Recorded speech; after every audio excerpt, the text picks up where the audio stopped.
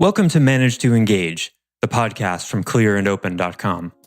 Dedicated to the evolution of you, because businesses grow when people do. Serving leaders, managers, and people who will be, helping you reach excellence in your work and achieve your personal goals at the same time. Sign up for the free course at clearandopen.com. One must always assume that they could be completely wrong at any moment. And they must assume that they could be completely right at any moment. Then the question is like, well, which way do you lean? And the answer is an unsatisfactorily, it depends. Hi, it's Joseph, and thanks for tuning in to Manage to Engage, the podcast from clearandopen.com. In the last episode, we discussed the power of embracing curiosity as a spiritual practice and as a personal value. I want you to keep that in mind over the next 3 episodes because being curious and asking questions are integral, critical components of development meetings that work. In any leadership position, it's really easy to fall into the trap of telling and not asking. But that's enabling behavior, and when you do it, you're actually not doing your job as a manager. We should want to support our people to grow, and we have to be curious in order to do that, to determine what growth means for them, what's in the way, what help they really need, etc. Without curiosity, you won't find out what you need to find out. I offer weekly member webcasts, online courses, and mentorship at clearandopen.com because it's my truth that with the right tools, anyone can eliminate the people, money, and time problems holding them back in business. And I share parts of these webcasts and courses on this show because I want to help you too. If you're enjoying the show and learning from it, I'd love your feedback. If you're listening to the show on an Apple device, all you have to do is open up the podcast app, view the full description of this episode, and click the link to leave a rating and review for the show. Thanks so much for listening. Let's start the show.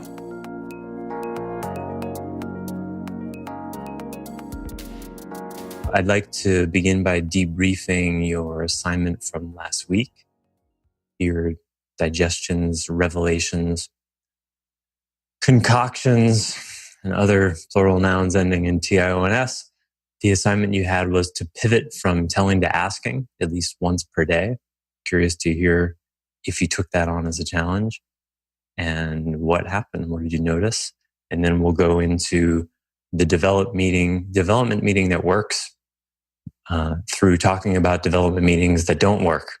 I thought that would be a fun and provocative way of talking about it. So, and with digestions, comments, and questions, anything before what we've done today is fair game. Or if you want to know who invented liquid soap and why, we could talk about that, but maybe not. So, digestions, questions, and if you know the movie reference that liquid soap connected to, then that's 100 points because that's an obscure film. What did you find out pivoting to asking questions in this last week? And maybe you found out how much you avoid asking questions. You may have found that out. How much you avoid assignments. So I've been trying to do just that for not avoid assignments, but thank you for the clarification. Yeah, trying to ask more questions. And one of the things that I'm finding is that, and I don't think this is a particularly unique experience, but I tend to live life with a lot of assumptions. A lot of them. Me too, huh? Yeah, yeah. I have felt for long enough that living with those assumptions has gotten me to a certain place in life.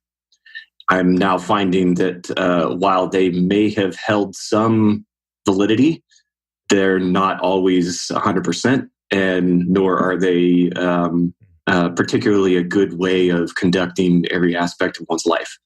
So in asking more questions, I'm finding that I'm not only dispelling my own sort of internal, maybe pre-biases towards things, or it's actually kind of opening up my eyes to the real world, if you will. realer anyway. Yes, yeah. Exactly. It's amazing that you said this, Gabe, because just 20 minutes ago, I was thinking about the questions and that we'd start with this. And that was something that occurred to me that I hasn't in a long time, that actually the practice of asking questions puts you in an I don't know place.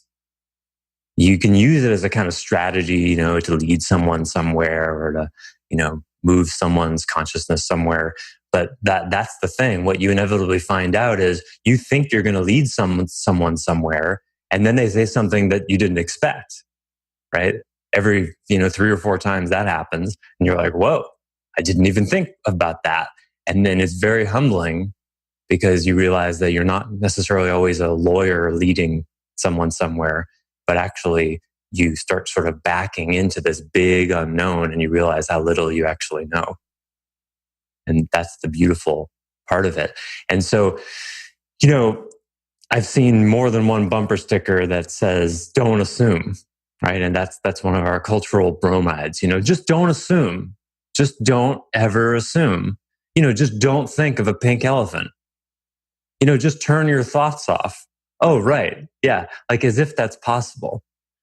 So not assuming is one of the most aggressively unavoidable things. And yes, Victor, it's evolutionary.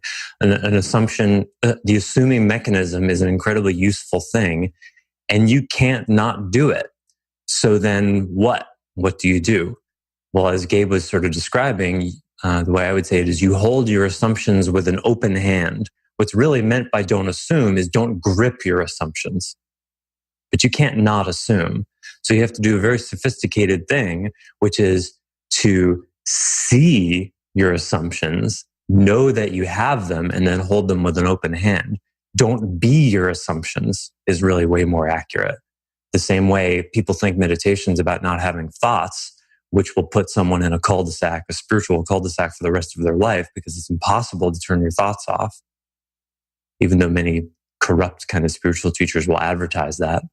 Because if a teacher said they could teach me to turn my thoughts off, yeah, I'd put some money toward that if I didn't already know through experience that it's impossible. So to be meta to your assumptions so that you know you're having them, and then have them exist so that the palm of your hand is I don't know and the assumptions are resting upon it. Now that's a sophisticated practice. To completely trust your truth and to completely mistrust your truth at the same time in any moment. Do you think there are any other guideposts for situations where assumptions should be held more lightly than in other situations, or is that really asking too much? Certainly. Yeah. That's the art of it. I think one must always assume that they could be completely wrong at any moment. And they must assume that they could be completely right at any moment. Then the question is like, well, which way do you lean? And the answer is an unsatisfactorily, it depends. I don't know what else you could say. Well, no, one more thing you could say about that is if you know your tendencies, right? Where the last 10 times I've gotten a fight with a woman about emotions, says the man, I know I have a pattern of invalidating women's feelings. So the 11th woman who says, you're not listening to me, maybe she's right. Like just have your default mode, learn from your history, learn from your experience, and use that to sort of turn in one way, in one direction. Like, money. Are you someone who tends to spend too much or someone who tends to save too much? That's usually pretty easy to see. When you and your boss are disagreeing about reality, 5 days later, do you often realize they're right? Or are they an abusive tyrant and you should be dusting off your resume? So that's one of the primary uses of the mind and history. We use history a lot more than it's useful, but learning from it and going, here I am in the present. What has history taught me about this? Like when a powerful authority systematically discredits the media, for example, history says that's the path to dictatorship. Do we know that the person is on their way to becoming, creating a totalitarian regime? No, we don't know that, nor should we assume that. But history says, the dots connect. Or when a figure tells lies so big that somehow they're not disbelieved, which is famous Adolf Hitler quote. Big lies sell way better than small ones. Any 13-year-old knows that. What else? I tried to pivot to asking questions, but I also realized that I've spent like the last 15 years trying to pivot from asking questions. So, okay.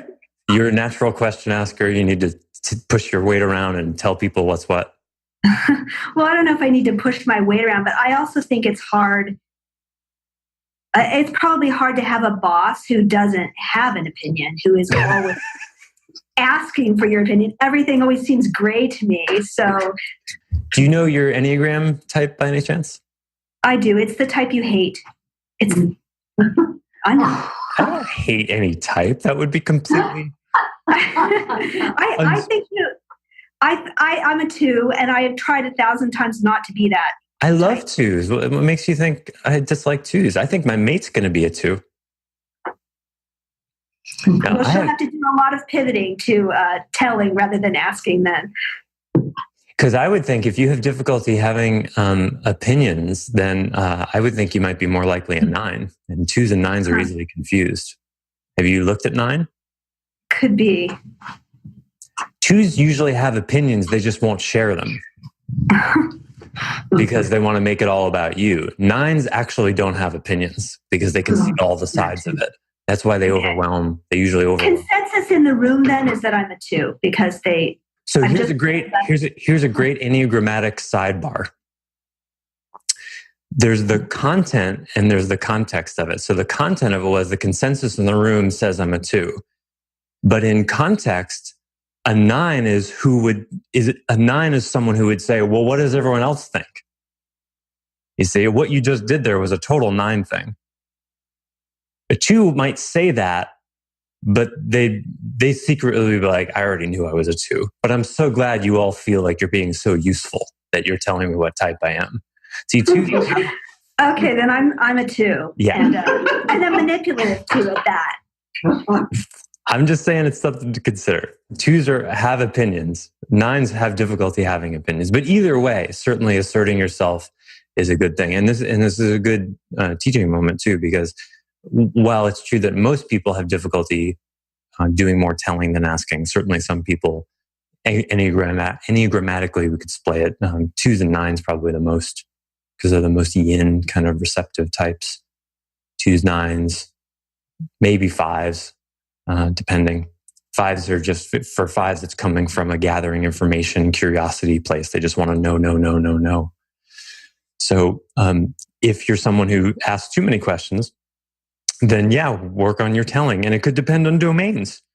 It could depend on the situation. It could depend on the person. Maybe there's one person where you do a lot of telling with, and then it becomes really interesting. Oh, why am I doing so much telling with that person and not those other people?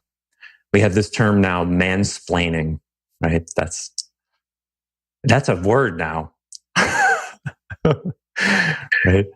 Yeah. Also, my daughter just came home from college and she came up with a new word, college-splaining, which is when you come home from college with all the answers and you tell your mom who has a PhD in women's studies all about feminism. And she's so meta to her own patterns that she came up with that. Stunning. Wow. College-splaining. Yeah, I for sure did that for 4+ years. Well, ever since I left, I guess. So, okay, what else before we dive into development meetings at work? This is harder than I thought it was going to be. Asking, not telling? I've been priming myself for certain situations where I thought it would be easy, or my tendency would be to tell rather than ask, and completely missing other situations that I'm just as prone and wasn't prepared for. So now I've got more meta to work on, preparing to make that pivot. Mm-hmm. So. Cool.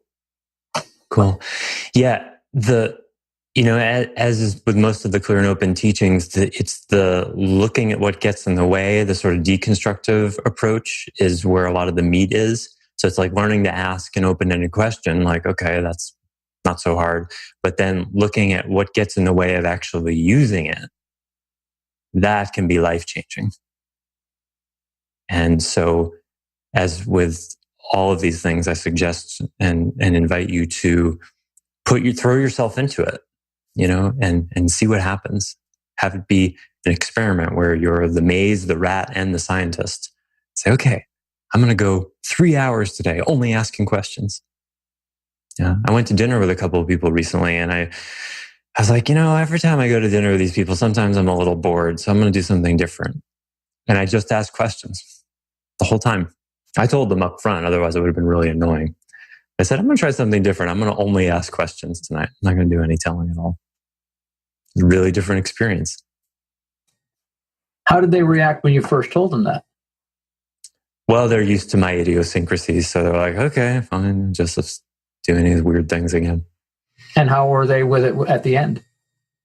How did I order food, Victor texts? I'm a master question asker. I made it work. Could I have rather than I would like to have? Yeah, it definitely, my brain was pretty tired by the end. I think they felt very listened to by the end of it. But that's the kind of thing that I really invite people to do. Like, have fun with it, play around with it, play the questions game. It's really a fun game, and because that's the way to integrate it into your life. The integration of these kinds of teachings happen through curiosity, through play. Just like, all right, I'm going to meet a new person. I'm going to go to a party and I'm going to ask every person I meet 5 totally open-ended questions. Or I'm going to try to make it so that we talk only about them. Do fun things like that. Yeah, my ability in social situations is much better developed than it is in management situation.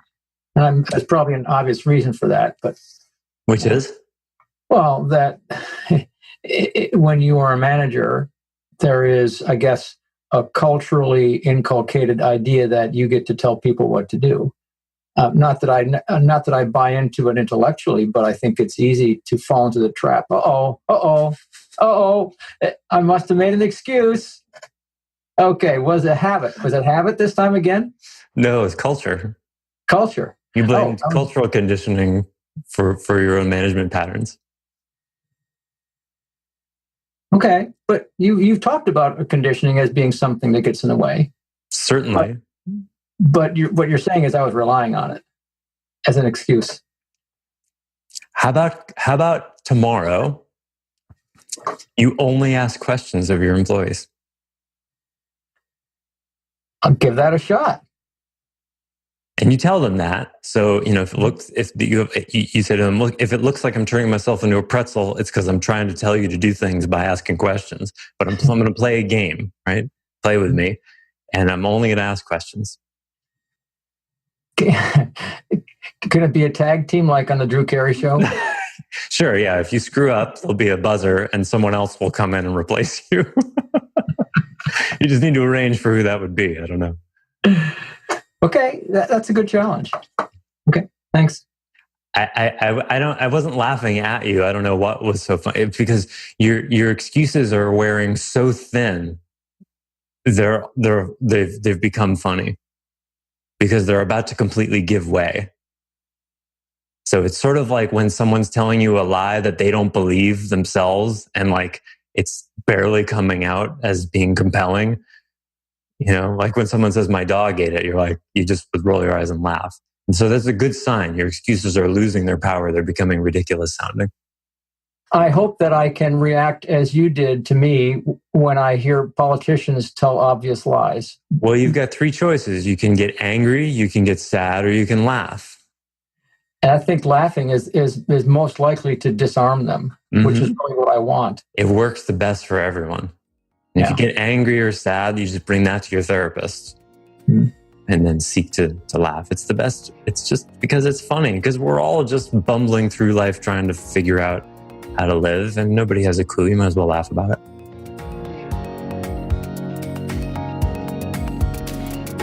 Thanks for listening to Manage to Engage, the Clear and Open podcast.